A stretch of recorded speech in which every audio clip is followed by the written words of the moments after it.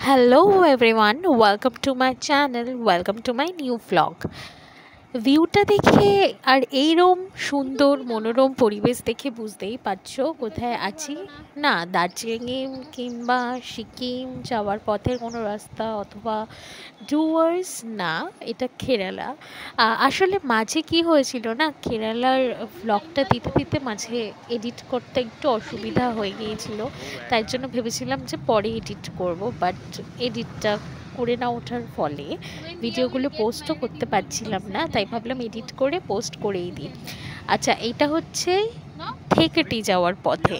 তো দিনটা ছিল আমরা যেদিন থেকেটির উদ্দেশ্যে রওনা দিয়েছিলাম।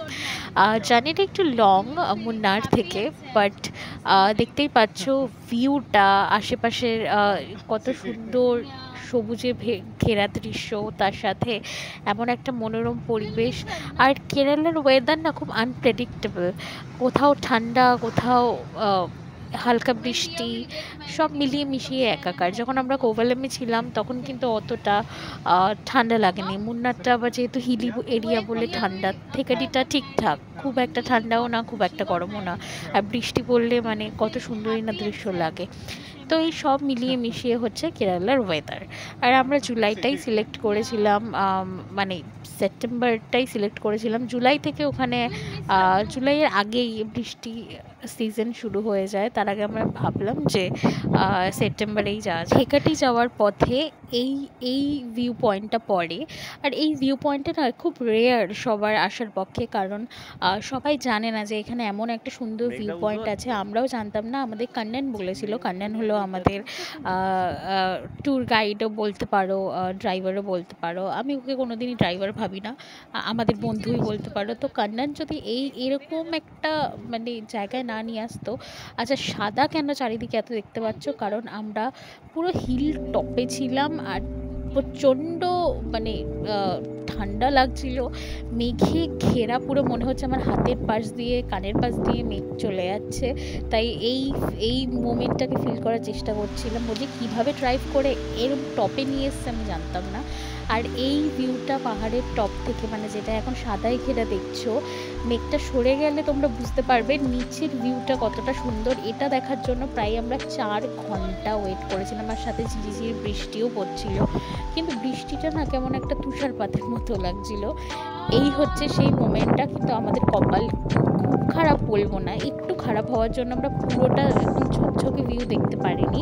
বাট এই বৃষ্টির মধ্যে, মেঘে ঘেরা ওয়েদারের মধ্যে 4 ঘন্টা ওয়েট করার পর যখন হাওয়াতে মেঘটা একটু সরলো আর এই ভিউটা দেখতে পেলাম, জীবনটা সার্থক মনে হলো। মানে দেখো মেঘটা হালকা সরেছে, মানে আমি প্রে করছিলাম গডের কাছে যাতে আমি দেখতে পাই। আর এটা হচ্ছে সেই ভিউটা, দাঁড়িয়ে মনে হচ্ছিল যেন আমি স্বর্গেই চলে এসেছি। এত সুন্দর হাওয়া দিচ্ছিল আর এত সুন্দর মানে ভিউটা কি বলবো। তারপরে আমরা চলে এলাম হচ্ছে এলিফ্যান্ট, একটা ক্যাম্প, নট জাস্ট ক্যাম্প, এটা একটা নাম ছিল। এটা হচ্ছে এলিফ্যান্ট জাংশন বলে একটা ক্যাম্প টাইপ, যেখানে এলিফ্যান্টদের পালন করা হয়, ওদের ফিড করানো হয়, যত্ন নেওয়া হয়। আবার কিছুটা ওদের ট্যুরিজমের ক্ষেত্রেও ইউজ করা হয়। মানে দেখতেই পাচ্ছ যারা এখানে ঘুরতে আসে তারা হাতির পিঠে চড়তে পারে, হাতিকে ফিড করাতে পারে। এখানে প্রায় 4-5টা হাতি ছিল। আর আমরা যে হাতিটার পিঠে উঠেছিলাম ওর নাম অম্বিকা।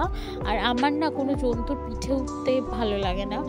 ফার্স্ট টাইম যখন আমি আমার বরের পাল্লায় পড়ে, মানে ও যেহেতু খুব অ্যানিমেল ভালোবাসে, ও একবার দেখতে চেয়েছিল যে হাতির পিঠে উঠে কেমন ফিল হয়। ওর পাল্লায় পরে আমাকে উঠতে হয়েছিল, কিন্তু আমি সামহাও আমার ভালো লাগেনি, কারণ কেনই বা কারোর পিঠে উঠে কেমন লাগে সেটা দেখতে যাব, আমার ভাল লাগে না ব্যাপারটা। তো ফার্স্ট টাইমই আমি উঠেছিলাম একটু মনে মানে খুবই দুঃখ নিয়ে, বাট এবার থেকে আমি শপথ নিয়েছি কোনো অ্যানিমেলের পিঠে বা কিছুতেই আমি উঠবো না। আর এটা ছিল অম্বিকা, ওর নাম আম্মু, আমি শর্টে আম্মু বলে ডাকছিলাম। দেখো কি সুন্দর শ্যুটটা তুললো বলার পরে। ওরাই তোমার ভিডিও, মানে ওকে ক্যাম্পেরই অনেক লোক আছে, যদি তুমি টিকিট কাটো হাতির পিঠে চলার জন্য বা ফটো তোলার জন্য, ওরাই তোমাকে টিকিটের সাথে প্রাইস অ্যামাউন্ট সমস্ত কিছু বলে দেবে। আর তোমরা কিন্তু এখানে রিলসও বানাতে পারো হাতির সাথে, আর ফিডও করাতে পারো। এই সবই প্রাইস টিকিটের মধ্যে ইনক্লুড থাকবে। তোমরা যেগুলো যেগুলো করতে চাও সেগুলো বললে প্রাইসটা ইনক্রিজ হবে তার সাথে সাথে।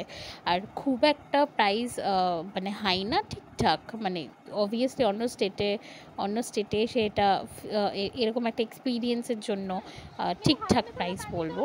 আর এটা ছিল এলিফ্যান্ট জাংশনের বাইরেটা, খুব সুন্দরভাবে সাজানো ছিল। আর সেম সেই মানে কখন থেকে থেকেটি আসার আগে থেকে বৃষ্টি শুরু হয়েছে, সেই টুপুর টাপুর বৃষ্টিই পড়ে যাচ্ছে, খুব জোরে না, যেটা ড্রিজলিং বলে।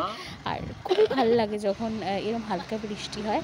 আর এলিফ্যান্ট কে ফিট করানোর পর আর সব কিছু হয়ে যাওয়ার পর আমরা চলে এলাম আমাদের হোটেলে। সেটা হচ্ছে দি ফেমাস এলিফ্যান্ট কোর্ট থেকেডি, যেটা আমার খুবই প্রিয় একটা স্টে করার জায়গা। কারণ আমি যেহেতু এখানে স্টে করে এসেছি, তাই এখন আমি বলতে পারছি যে খুব ফেভারিট স্টে করার জায়গা।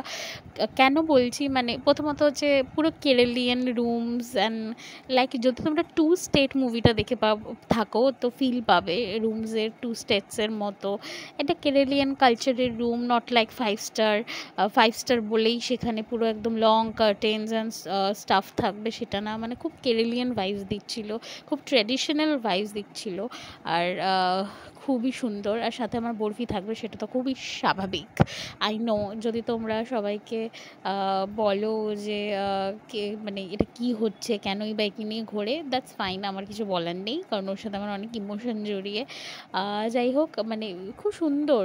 মাঝখানে দেখো এলিফ্যান্টস দিয়ে জল পড়ছে, মাঝে একটা সুন্দর ডেকোরেশন করা, তার সাথে যেমন কাঠের মানে কেরালিয়ানদের যেমন থাকে কাঠের বারান্দার সাথে ওদের একটা সিটিং অ্যাটাচ থাকে, পুরোটাই সেরকম। খুবই ভালো লাগছে আমার এলিফ্যান্ট কোর্টে এসে, মানে খুবই ভালো এক্সপিরিয়েন্স। আর দীপ তোমাদের এখানে পুরোটাই সুন্দরভাবে ক্যাপচার করার চেষ্টাই ছিল, যাতে তোমরা পুরোটা খুব ভালোভাবে দেখতে পাও। আর এই ছোট ওয়াটার বডিটার মধ্যে নট জাস্ট, এটা কি বলে ঠিক বুঝতে পারবো না, মানে ওয়াটার টাব আর ওয়াটার বডি, এর মধ্যে কিছু কিছু মাছও ছাড়া ছিল, তো ফিশগুলো ঘুরছিল খুব সুন্দরভাবে। আর সাথে মানে সিঁড়িগুলো দেখে সুন্দর লাগছে, মানে সিঁড়ির উপরটা দিয়ে তোমরা রুমসে যেতে পারো আর সাইড দিয়েও যেতে পারো, সব দিক দিয়ে অ্যাক্সেস আছে। এটা আমার খুব ভালো লেগেছিলো এর জন্য। আর এটা দেখো কেরালিয়ানসরা যখন কোনো ফেস্টিভ্যাল হয় হাতির সুরের উপর পড়ায় বা হাতিকে সুন্দরভাবে সাজায়, সেরকম জিনিসও হ্যাং করা ছিল। আমি বললাম না, পুরো কটেজ টাইপ একটা কেরালিয়ান ভাইবস দিচ্ছে। আর আমাদের ওয়েলকামে দিল হচ্ছে টি উইথ মানে hot tea with banana chips. টিটা কিন্তু আমাদের নর্মাল ব্ল্যাক টি না, একটু ডিফারেন্ট। আর সাথে তো টাওয়াল দিল ক্লিন আপের জন্যই। আর আমি জিজ্ঞেস করছিলাম along with the tea there are banana chips. towel you want? Thank you. Yeah. হোটেলের পক্ষ থেকে ইনি আমাদের গাইড করছিলেন, মানে আমাদের রুমের দিকে, আর সাথে বিভিন্ন স্টোরিজও বলছিলেন এই হোটেলটাকে নিয়ে। আর তার সাথেই বলছিল খুব মানে সচেতন থাকতে, কারণ এখানে খুবই মানে বাদরের উপদ্রব, যেটা আমার হাজব্যান্ডের খুবই ভালো লাগে, এরকম অ্যানিমেলসরা ওকে জ্বালালে। এনিওয়েজ, আর পুলটা আপাতত অ্যাক্সেসিবল না, কারণ ওদের কিছু কাজ চলছিল টুকটাক, মানে কোথায় রেস্টুরেন্ট, কোথায় আউটডোর গেমের জায়গা, তো এগুলো সবই উনি আমাদের দেখাচ্ছিলেন, মানে সাথে হোটেলটারও ট্যুর দিচ্ছিলেন, যেহেতু আমাদের রুমটা ওদিকেই ছিল। আর সবচেয়ে বড় কথা, আমরা কেরালাটা কীভাবে এনজয় করেছি বলো তো, মানে মুন্নার থেকে থেকেটি থেকে আলেপি থেকে কোভালম, মানে এরম খুব খুব ফাস্ট ছিল ট্রিপটা না, মানে সকালে ওঠো বেরিয়ে যাও, আবার রাতে আসো, মানে ফিল করে একটা মানে খুব চিল কাম ভাইবস নিয়ে হোটেলে থাকা, দেন আশেপাশের জায়গা এক্সপ্লোর করা, ওদের ট্রেডিশন অবজার্ভ করা, সেগুলো মিনিং জানা, অত কিছু না আমাদের হয়ে ওঠেনি এই ট্রিপটায়।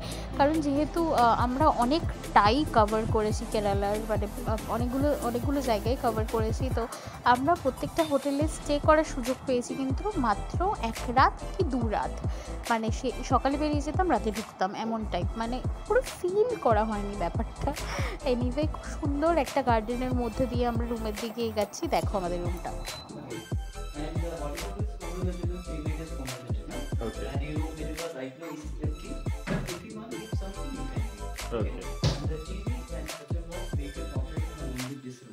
Okay. This is TV button. This is set-top box button. Button. Right now, limited channels are there. But if you want more channel, you go to reception. Reception number we are mentioning here 9, and the restaurant number 20. Only 2 departments. 9 and 10. If you want order something, go to 22. And evening tea is complimentary Yes, complimentary. in the restaurant. Yeah. Vegetarian. ওই যে যেটা বললাম 2 স্টেটসের vibe আসবে আলিয়া ভাটের সেই বাড়িটা, সুন্দর একটা balcony দিয়ে, সিটিং দিয়ে, বসার জায়গা দিয়ে, এরকম একটা ভিউ। মানে আমার তো দেখে মনে হচ্ছিলো আমি সেই 2 স্টেট মুভিতে চলে এসেছি। আর আলিয়া ভাটের যে বারান্দাটা ছিল বা যে ওর যে স্ট্রাকচারটা ছিল বাড়িটার, আমি সেরকম একটা কোনো বাড়িতে চলে এসেছি। আমার এখানে বসে মানে ফটো তুলতে তো খুবই ভালো লাগতো, আর তার উপর মানে বৃষ্টিও পড়ছিল তখন, তাই একটু ফটোও তুলে নিচ্ছিলাম। আশা করি থেকেটিতে আমাদের এই পৌঁছানোর ব্লগটা তোমাদের খুব ভালো লাগলে please like, share and subscribe. দেখা হচ্ছে পরের ভিডিওতে, যেটা থেকেটি পার্ট 2। টাটা।